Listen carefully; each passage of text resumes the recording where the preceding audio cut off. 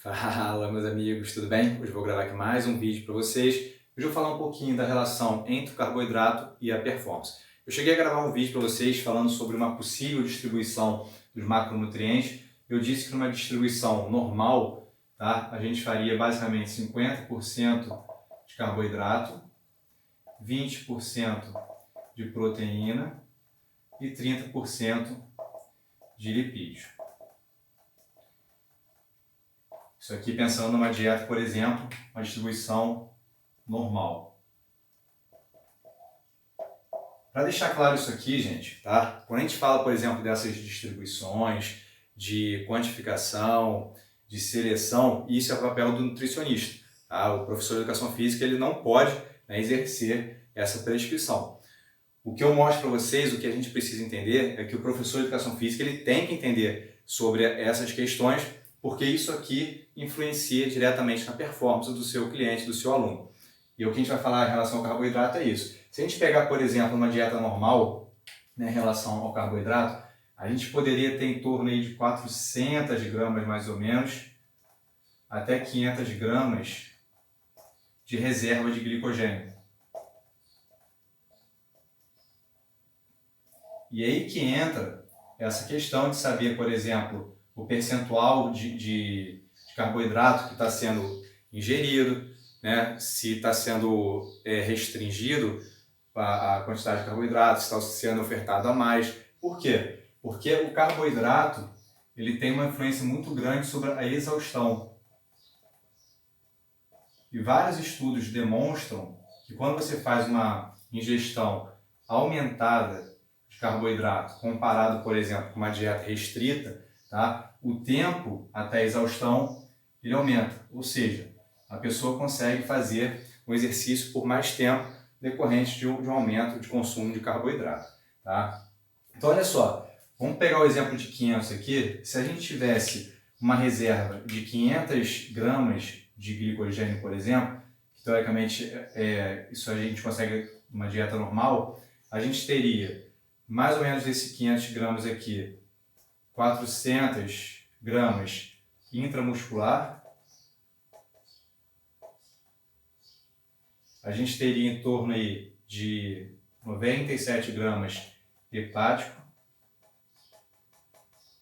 e a menor concentração, 3 gramas, por exemplo, seria no sangue, a glicose sanguínea. Tá? Então, a grande parte desse carboidrato, né, desse glicogênio, ele vai estar armazenado dentro do músculo, ou seja, o carboidrato, o glicogênio intramuscular. 97 hepático e 3 gramas mais ou menos no sangue. Tá? Isso aqui seguindo o valor de referência de 500 gramas mais ou menos. Tá? Esses valores aqui a gente vai encontrar no livro do Macardo, tá? De Fisiologia do Exercício. Beleza? Então olha só o que pode mudar com a ingestão do carboidrato, né? Se você fizer, por exemplo, um low carb, né? Se você utilizar, por exemplo, um menos carboidrato ou utilizar mais, o que você vai mudar é basicamente essa reserva aqui. Então vamos supor que numa dieta normal você tinha 500 gramas de reserva de glicogênio e aí você começa a fazer um low carb, por exemplo. Você começa a consumir, sei lá, 30% de carboidrato. O que vai acontecer é que essas reservas aqui elas vão diminuir a sua quantidade. Então se você tinha 500, por exemplo, você pode passar a ter uma reserva de 200 gramas de glicogênio. O que vai fazer, né, quando a gente pensa na exaustão, você vai fadigar mais rápido por causa dessa reserva. Outra questão que a gente pode fazer, se a gente aumentar, por exemplo, o consumo de carboidrato, e sei lá, botar 65, vamos supor que a gente botou 65, o que pode acontecer é que algumas literaturas descrevem que você pode chegar até, né, isso obviamente dependendo de quem é a pessoa, uma reserva de 1000 gramas. Ou seja, imagina, né, pensando nessa reserva, o quanto que isso pode mudar em relação à exaustão do exercício, ou seja, postergar a fadiga do exercício. Beleza? Então entender em relação ao carboidrato, né, se consumir mais, se consumir menos, o que pode mudar na performance. Basicamente, se você fizer uma dieta com restrição de carboidrato, você pode fazer com que a quantidade de glicogênio seja menor. Então, um exemplo aqui que eu dei, caindo, por exemplo, a 200 gramas.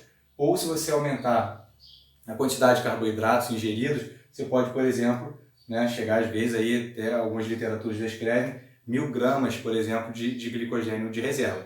E quando você pensa nesse tempo de exaustão do exercício, obviamente que quem tem uma reserva maior vai conseguir fazer o exercício por mais tempo. Então, esse consumo de carboidrato, ele pode mudar, né, as reservas de glicogênio e, obviamente, né, a fadiga e a exaustão do exercício. Beleza? Espero que esse vídeo tenha ajudado vocês. Se gostou, compartilhe com os amigos. E um grande abraço aí para todos.